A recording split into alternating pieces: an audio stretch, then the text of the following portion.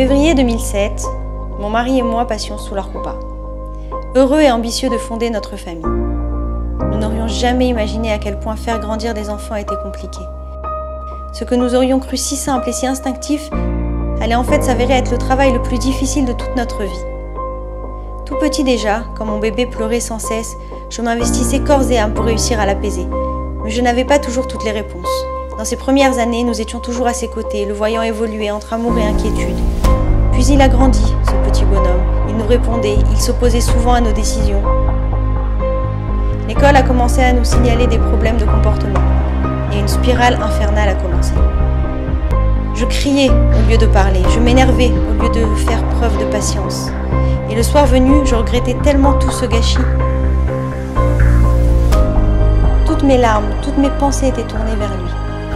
Comment un tel fossé avait pu se creuser avec ce petit être qui faisait partie de moi? À 20 ans, j'étais directeur de colo.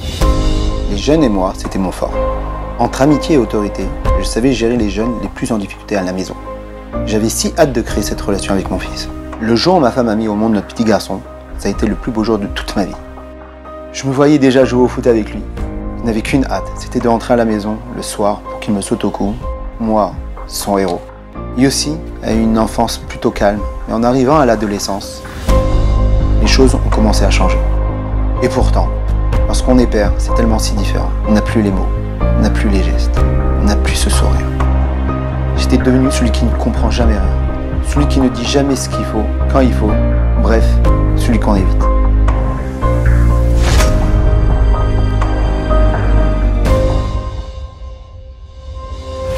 Et figurez-vous qu'il y a une date particulièrement propice à la tfila pour la réussite de nos enfants, ainsi que l'un des grands maîtres du XVIIe siècle, qui s'appelle le Shla HaKadosh, nous l'enseigne.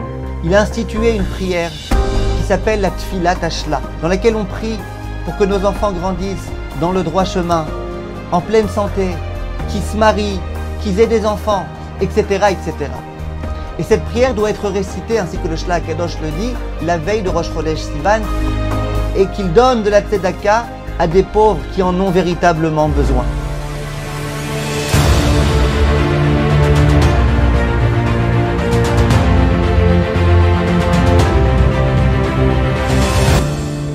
Je savais que le Vada Rabbanim se rendait tous les ans, avec les grands de la génération, sur un tombeau du Shla HaKadosh, pour y réciter cette fameuse prière.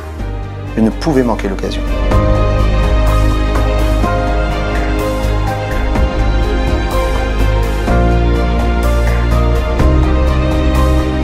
J'ai prié et j'ai été exaucé.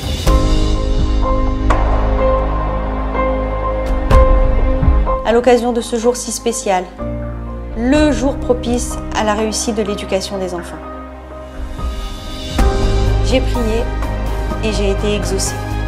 Un jour, un lieu, une prière. Les grands de la génération prieront pour vos enfants.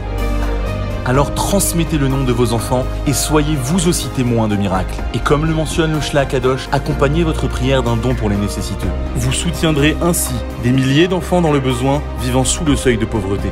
Pour chaque don supérieur à 260 €, recevez en tableau la prière du Shla HaKadosh, encadrée et signée de la main du Rav Chaim Kanievski lui-même, ainsi que des grands de la génération, pour une protection de votre famille. Qu'Hachem bénisse les enfants d'Israël.